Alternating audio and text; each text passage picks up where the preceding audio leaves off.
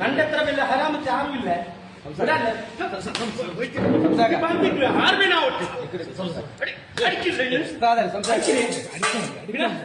நீங்க ஒரு உஸ்தாதுக்கு அடிக்கிறீங்க அல்ல எந்த ஆச்சரிய கம்ப்ளைண்ட் ஆகலாம் பேசி ஆச்சரிய கால் போறீங்க நான் பஸ்ஸில கம்பிடல பார்த்துக்கல கோப்பு ನಾನು ಜೈಲು ತೆಚ್ಚ ನಾನು ಜೈ ತೆಚ್ಚವನು പിന്നെ ಜಬರ್ದಸ್ತ್ നാമത്തെ കമ്മിറ്റി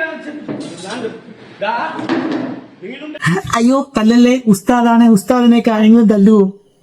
പോക്കൃത്തരം കാണിച്ച ഉസ്താദായാലും നമ്പൂതിരി ആയാലും ഇനി കത്തനാരായാലും പൊട്ടിയെ കിട്ടും. ഈ സംഭവം എന്താണെന്ന് അറിയാത്തവർക്ക് വേണ്ടി പറയാം. ഇത് മംഗലാപുരത്ത് നടന്നൊരു സംഭവമാണ്. മംഗലാപുരത്ത് മദ്രസയിൽ പഠിക്കാൻ വരുന്ന പിള്ളേരെ കാണുമ്പോൾ ഈ ഉസ്താദിൽ വെച്ച് ക്രിമികടി ഉണ്ട്. ക്രിമികടി എന്ന് വെച്ചാൽ പിള്ളേരെ തല്ലുക, ഉപദ്രവിക്കുക. ഇദ്ദേഹത്തെ പേടിച്ച് പലരും വീട്ടിൽ പറയാനിരുന്നു. പുള്ളി ഇത് തുടർന്നുകൊണ്ടിരുന്നു. അതിന്റെ ഒരു പയ്യൻ സഹിക്കാൻ വയ്യാതെ തന്റെ പിതാവിനോട് ഇത് പറയുകയും പിതാവ് വന്നിട്ട് ഉസ്താദിനെ പഞ്ഞിക്കിടുന്നതുമാണ് നമ്മൾ ഈ കണ്ടത്. അപ്പൊ പറയും പഠിക്കാൻ വിടുമ്പോ അധ്യാപകൻ തല്ലും, അത് പഠനത്തിന്റെ ഭാഗമാണ് എന്നൊക്കെ പറയുന്നവരുണ്ടാവും. പക്ഷെ എനിക്ക് ഇത് കണ്ടപ്പം ആ പിതാവിന്റെ വേദന ഒന്ന് ആലോചിക്കണം. അയാൾക്ക് അത്രയും സഹിക്കാൻ വയ്യാതെയാണ് ഇത്രയും പബ്ലിക്കായിട്ട് വന്നിട്ട് ഈ ഉസ്താദിനെ എടുത്തിട്ട് പെരുമാറിയത്. തന്റെ കുഞ്ഞിന് അറിവ് പകർന്നു കൊടുക്കുന്ന അധ്യാപകനെ ആ രക്ഷിതാവ് വന്ന് തല്ലണമെങ്കിൽ എന്തുമാത്രം ചട്ടത്തരം അവിടെ പഠിക്കാൻ വരുന്ന പിള്ളേരോട് ഈ ഉസ്താദ് കാണിച്ചിട്ടുണ്ടോ നമുക്ക് മനസ്സിലാക്കാൻ പറ്റുമല്ലോ. ഞാനിപ്പം കാസ്റ്റ് ബേസ് ഒന്നും പറയാല്ല കേട്ടോ. ഇപ്പം അമ്പലങ്ങളിലായാലും പള്ളികളിലായാലും പഠിക്കാൻ വരുന്ന പിള്ളേരെ തല്ലേണ്ട ആവശ്യമൊന്നുമില്ല, എന്റെ ആവശ്യമൊന്നുമില്ല. കാരണം ദൈവത്തിനെ അറിയാനും ദൈവത്തിന്റെ വചനങ്ങൾ പഠിക്കാനും വരുന്ന പിള്ളേരാണ്. ഏത് ദൈവമാണ് പറഞ്ഞിട്ടുള്ളത് അവിടെ വരുന്ന പിള്ളേരെ തല്ലണം, അച്ചടക്കം പഠിപ്പിക്കണമെന്നൊക്കെ.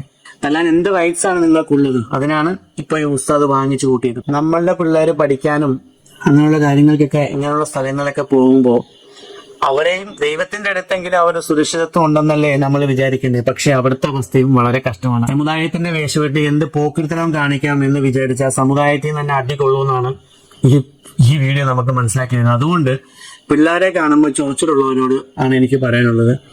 നിങ്ങൾക്ക് കലിപ്പുണ്ടെങ്കിൽ നിങ്ങൾ ആ കലിപ്പുകളെല്ലാം വീട്ടിൽ പോയി തീർക്കുക, പിള്ളേരുടെ മണ്ണിലേക്ക് ഇറങ്ങിക്കരുത്. അതുകൊണ്ടാണ് ഇപ്പൊ ഈ ഉസ്താദിനെ കിട്ടിയത്. ഇത് കണക്കിനി പലർക്കും കിട്ടും. ഈ മദ്രസയിലൊക്കെ വരുന്ന പിള്ളേർ കുഞ്ഞു പിള്ളേരാണ്. അവർക്ക് എന്തറിയാം? അവർ ചിലപ്പോൾ ചില വികൃതികളായിരിക്കാം.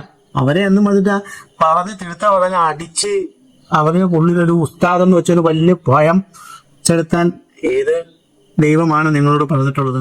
എന്നല്ല, നിങ്ങളുടെ പോക്കെടുത്തിട്ടാണ് നിങ്ങൾക്ക് കിട്ടുന്നത്. അതിന് മതം വലിച്ചെടുക്കേണ്ട കാര്യമില്ല. ഇനി ഒരിക്കലും ഈ മദ്രസയിലെ ഉസ്താദ് പിള്ളേരെ തല്ലത്തില്ല.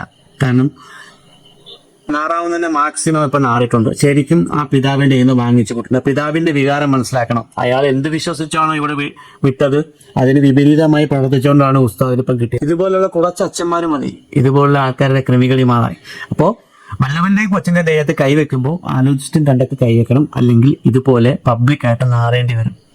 ഇപ്പം ഉസ്താദിന്റെ കാര്യങ്ങളെല്ലാം മനസ്സിലായെന്ന് വിചാരിക്കുന്നു. പിള്ളേരെ ഉപദ്രവിക്കുന്നുണ്ട്, അത് തെറ്റാണ്.